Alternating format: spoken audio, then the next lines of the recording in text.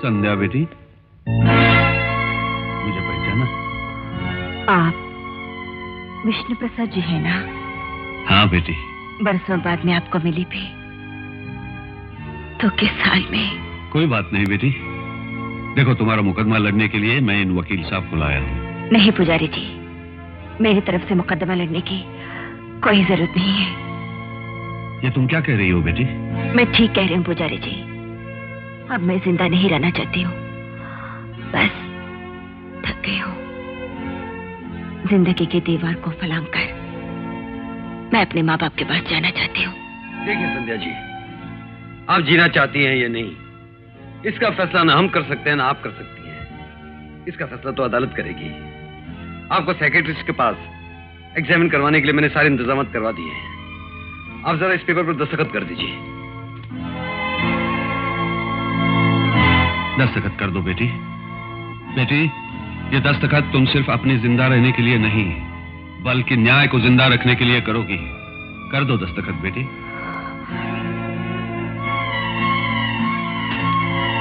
संध्या। संध्या जी, मेरे गुरु ने कहा था कि गुस्सा करना अच्छी बात है, इससे मन का मवाद निकल जाता है। मैं ये फैसला करके आया था कि आपको साइकियाट्रिस्ट के पास जरूर लेकर जाऊंगा, इसलिए मैं अपने साथ इतने सारे कागजात लेकर आया था। देखिए,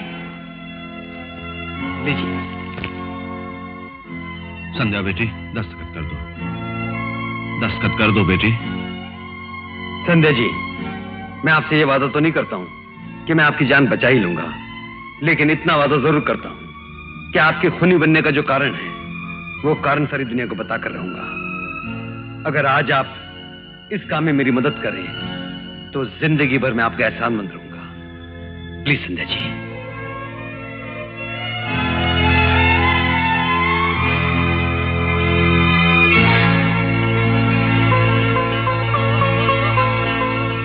थैंक यू। इंस्पेक्टर, ये रहे कोर्ट के ऑर्डर्स। मुझे सोमनाथ फैमिली की केस की फाइलें वेरिफिकेशन के लिए चाहिए। इंस्पेक्टर खन्ना। सर। सोमनाथ के केस की फाइल लाइए। Okay sir.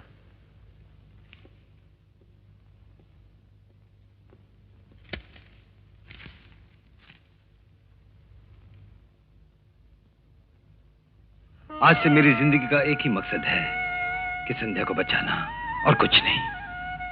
कितने महान आदर्श हैं तुम्हारे और कितने नेक विचार हैं तुम्हारे दिल में, तो भगवान भी तुम्हें निराश नहीं करेगा बेटा। तुम्हारी धर्मपत्नी से तुम्हें जरूर मिलाएगा, यही मेरा आशीर्वाद है।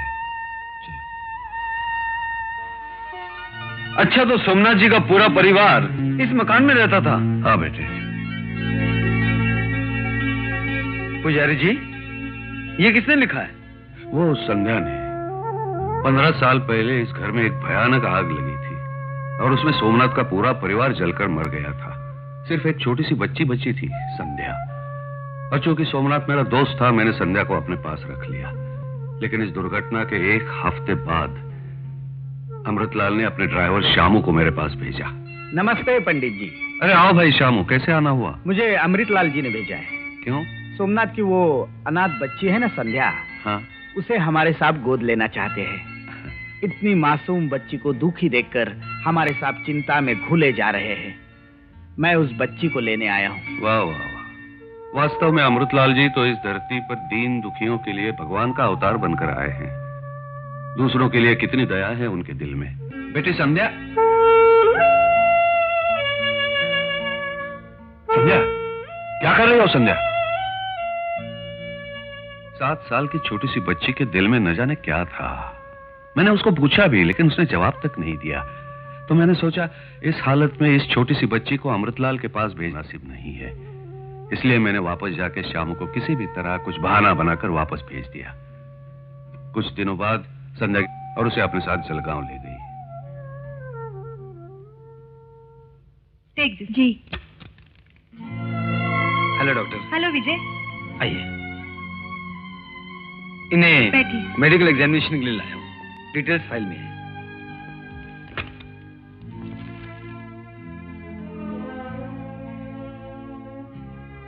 संध्या, एक बात बताओ, तुम्हारी शादी को कितने साल हुए? 4 साल।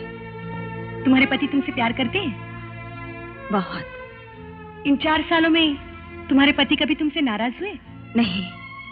हाँ, कभी कभी गुस्से से डांट दिया करते थे। एक तरह से उस गुस्से का कारण मैं ही हुआ करती थी। संध्या, तुम्हारे पति के पास ऐसी कौन सी चीज थी जो तुम्हें बहुत पसंद थी? उनकी रिवॉल्वर।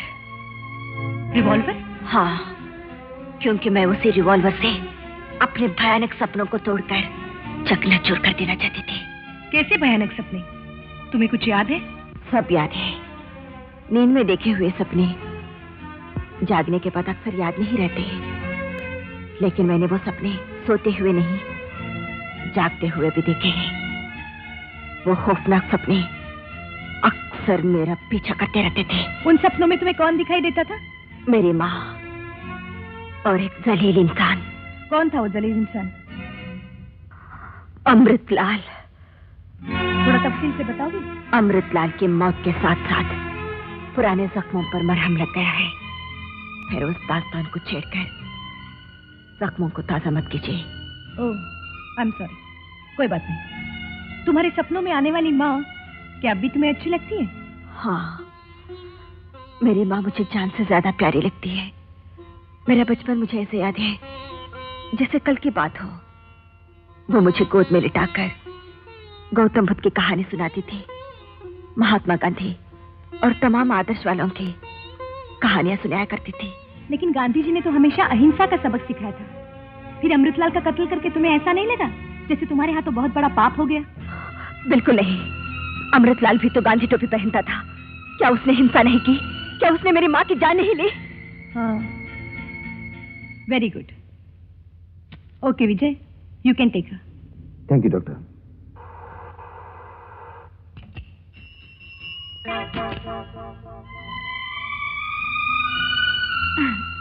डैडी, अपने दामाद की सवारी देख रहे हैं? दूध सर। कल तक होंडा और टोयोटा में सैर करने वाला आज एक मामूली साइकिल पर सवारी कर रहा है।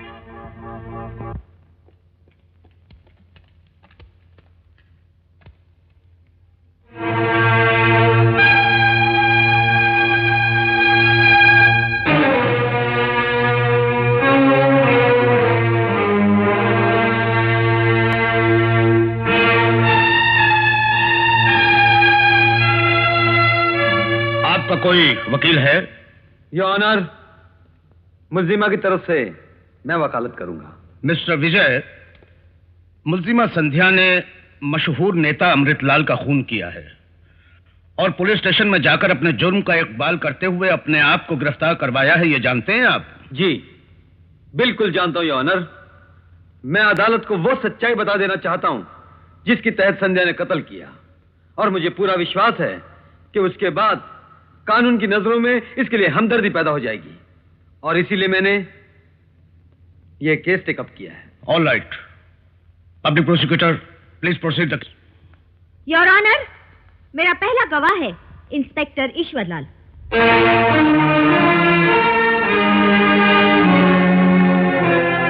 इंस्पेक्टर ईश्वरलाल जी, क्या ये सच है कि मुल्जिमा संध्या ने आपके पास जो बयान लिखवाया उसमें अपने जुर्म का इकबाल किया है? जी हाँ, ये खुद पुलिस स्टेशन आई थी और जिस रिवॉल्वर से इन्होंने अमृतलाल जी का खून किया था वो रिवॉल्वर मेरे हवाले किया और इकबाल जुर्म करते हुए अपना बयान लिखाया।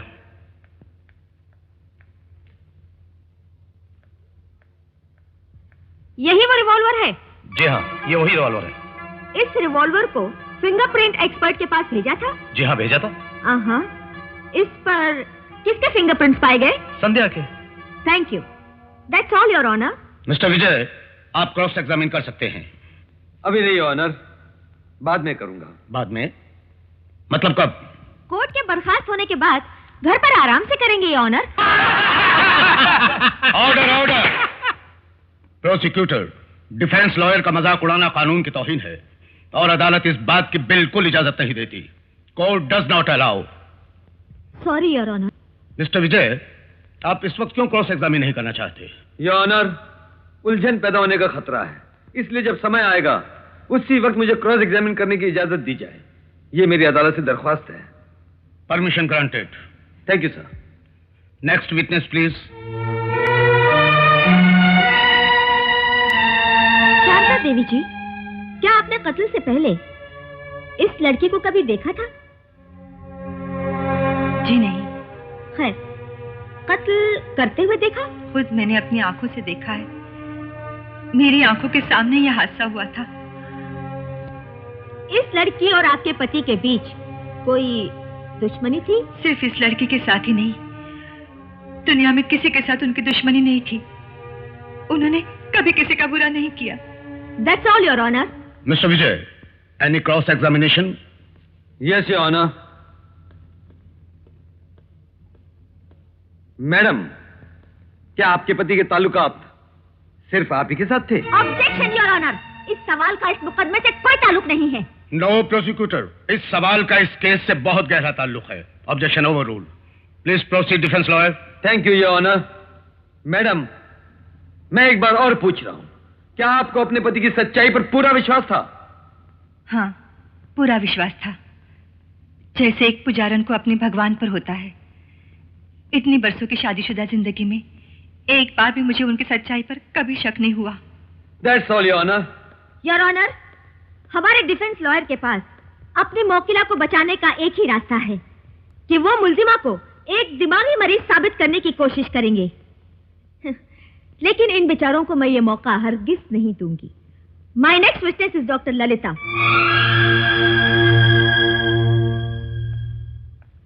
तो डॉक्टर ललिता, आपने इस लड़की का मुआयना किया है? जी हाँ, मैंने इनकी जांच की है। इस लड़की के दिमागी कैफियत के बारे में आपका क्या ख्याल है? इन्हें कोई दिमागी बीमारी नहीं है। हाँ? जिस्मानी और दिमागी तौर पर ये बिल्कुल सेहतमंद है। मुझे इनमें कोई कमजोरी महसूस नहीं हुई। Good, that's all your honour. Any cross examination mister Vijay? Yes your honour. Doctor Lalita, किस मरीज को दिमागी बीमारी है, इसका फैसला आप कैसे करती हैं? उसकी रोजमर्रा की हरकतों को देखकर या उसकी बीती हुई जिंदगी को टटोल कर? दोनों तरीकों से। अगर बीती हुई जिंदगी में कोई खास वाकया हुआ हो तो जांच करानी पड़ती है, लेकिन संध्या के आज के बर्ताव को देखकर ऐसा पता नहीं चलता कि उसकी जिंदगी में कोई ऐसा हादसा हुआ हो जिसकी वजह से उसके दिमाग पर गहरा असर पड़ा हो। आई सी। डॉक्टर, कभी ऐसा हो सकता है कि इंसान देखने में तो ठीक ठाक लगता हो, लेकिन कोई हादसा देखकर या कोई खास बात सुनकर या याद आने पर उसका दिमागी तवाजुन बिगड़ जाए और ऐसी हालत में वो कोई उल्टी सीधी हरकत कर बैठे? क्या इसकी गुंजाइश है? हाँ है, उसे ऑब्सेशन कहते हैं। Excuse me? Obsession. Oh, thank you. इस तरह के ऑब्सेशन वाले लोग कुछ देर के लिए अपने होशो हवास गवाकर किसी भी तरह का खतरनाक काम कर सकते हैं। आई सी। एक बात और बताइए डॉक्टर, एक मासूम बच्ची जो अपनी मां को अंधाधुंध प्यार करती हो, अपनी जान से भी ज्यादा चाहती हो, और अचानक एक दिन उसकी आंखों के सामने कोई आदमी बड़ी बेदर्दी से उसकी मां का कत्ल कर दे, क्या वो हादसा उस मासूम के दिमाग पर एक ऑब्सेशन वाला असर पैदा कर सकता है? क्या इस बात की भी गुंजाइश है? हाँ, बिल्कुल गुंजाइश है। बचपन में मां के कत्ल का आंखों देखा वाकया, क्या ये गहरा जख्म बनकर उसके दिमाग पर हमेशा के लिए रह सकता है? हाँ, रह सकता है। Thank you very much doctor. That's all your honour. Next witness. Your honour, अब मैं एक ऐसा गवाह पेश करती हूँ जो मुल्जिमा के साथ मुसलसल 4 साल से जिंदगी गुजारता रहा है। उसका पति, जिसकी गवाही से यह साफ जाहिर हो जाएगा कि मुल्जिमा की दिमागी हालत कमजोर है या बिल्कुल ठीक है। मिस्टर राकेश।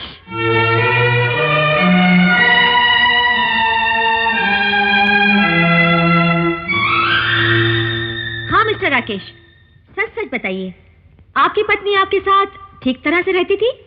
नहीं, हर वक्त किसी न किसी सोच में डूबी रहती थी, कोई न कोई मंसूबे बनाती रहती थी। किस तरह के मंसूबे? खून करने के। हर घड़ी उसके दिमाग में यही ख्यालात उभरते थे, और जैसे उसे मौका मिला उसने खून कर दिया। वो मंसूबे बनाती थी, ये आप कैसे कह सकते हैं? 15 साल से सुबह शाम वो जिस मौके की तलाश में थी, आखिर वो मौका उसे मिल गया। अपने मंसूबे को पूरा करने के लिए जाते वक्त उसने मुझे आखिरी चिट्ठी लिखी, और यही इस बात का सबूत है। क्या यही वो चिट्ठी है? हाँ, यही है। और ये रिवॉल्वर आप ही का है ना? जी हाँ, ये रिवॉल्वर मेरा है। Thank you very much. Any cross examination mister defence lawyer? Yes your honour. अब भी वक्त है, केस विड्रॉ कर लो, इज्जत बच जाएगी। मुझे इज्जत नहीं, इंसाफ चाहिए। अपनी इज्जत बचाने की तुम फिक्र करो। हाँ तो मिस्टर राकेश, आपने अपनी पत्नी के इरादे और मंसूबों के बारे में बहुत कुछ बताया। आपने यह भी बताया कि आपकी पत्नी हर वक्त कुछ ना कुछ सोचती थी, या खुद उसने कभी बताया कि वो क्या सोचती थी, क्या मंसूबे बनाती थी? नहीं, इसने कभी कुछ नहीं बताया। जब भी इसे पूछता टाल जाया करती थी, लेकिन हमेशा किसी न किसी परेशानी में उलझी रहा करती थी। ठीक है, आपने उससे किसी डॉक्टर को दिखाया? बहुत से डॉक्टरों को दिखाया और उन सब का यही कहना है कि ये किसी दिमागी परेशानी से बेचैन है और कुछ ही दिनों में खुद ही ठीक हो जाएगी। Please note down this point your honour. बहुत से डॉक्टरों ने कहा कि यह किसी दिमागी परेशानी से बेचैन है। थैंक यू राकेश, ये बहुत ही काम का पॉइंट है। अब एक बात और बताना, क्या उन डॉक्टरों के कहने के मुताबिक संध्या ठीक हो गई? नहीं, ठीक तो नहीं हुई, बल्कि इसकी बीमारी और ज्यादा बढ़ गई है, और इतनी ज्यादा बड़ी है कि इसने बिल्कुल निडर होकर हजारों लोगों के बीच जाकर उसका कत्ल किया है। और अब जबकि यह साबित हो चुका है कि इसका ठीक होना नामुमकिन है, तो मैंने भी एक फैसला कर लिया है। कौन सा फैसला? इसे तलाक देने का। राकेश,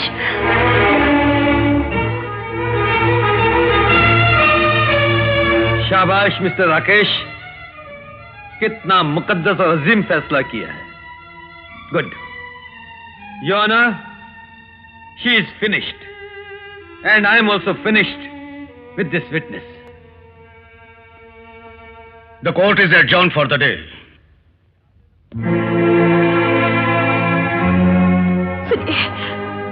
सुनिए, क्या है? क्या आप वाकई मुझे तलाक दे रहे हैं? मेरी तरफ देखकर बता। दिन दहाड़े एक शरीफ इंसान का खून करने वाली औरत का चेहरा भगवान भी देखने के लिए तैयार नहीं। मैं तो फिर भी एक इंसान हूं। देखिए, मैं एक औरत हूं, और औरत जितनी चाहत से प्यार करती है, उतनी ही अदावत से नफरत भी करती है। सारी जिंदगी अमृतलाल से नफरत की आग में चलती रही, उसी कारण आपको सुख न दे सकी। उसका खून करके मैंने अपने मन के आग को हमेशा के लिए बुझा दिया। अब मैं जबकि उस आग से निकल चुकी हूँ, तो आप मुझे तन्हाई के तलाक की आग में झोंक रहे हैं। देखिए, मुझे आपसे कुछ नहीं चाहिए, बस एक विनती है, जब तक मुझे फांसी की सजा सुना ना दी जाए, तब तक मुझसे पत्नी का अधिकार मत छीनिए। चंद दिनों में मरने वाली इस लाश को मौत से पहले मत जलाइए। तुम्हें पत्नी का अधिकार देकर मैं हर लम्हा फांसी की सजा नहीं भुगत सकता। मैंने दूसरी शादी करने का फैसला कर लिया है। तुम्हारे साथ बिताई हुई जिंदगी एक भयानक सपने की तरह भूल जाऊंगा मैं। भयंकर सपना? मेरे भयंकर सपनों का जब अंत हो गया, तो आप मुझे भयंकर सपना कह रहे हैं? देखिए, ये खून मैंने सिर्फ आपके लिए किया है। अमृतलाल जिंदा था, उसके कारण मैं आपको सुख नहीं दे पा रही थी। हर पल बदले की आग में झुलसती रहती थी। मैं आपके कारण खून किया, और खून के कारण आप मुझसे दूर होना चाहते हैं। यह सजा मेरे लिए फांसी से भी बढ़कर है। इतनी बड़ी सजा मत दीजिए, प्लीज ऐसी सजा मत दीजिए।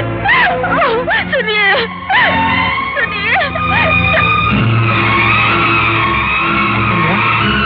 संध्या, संध्या, संध्या।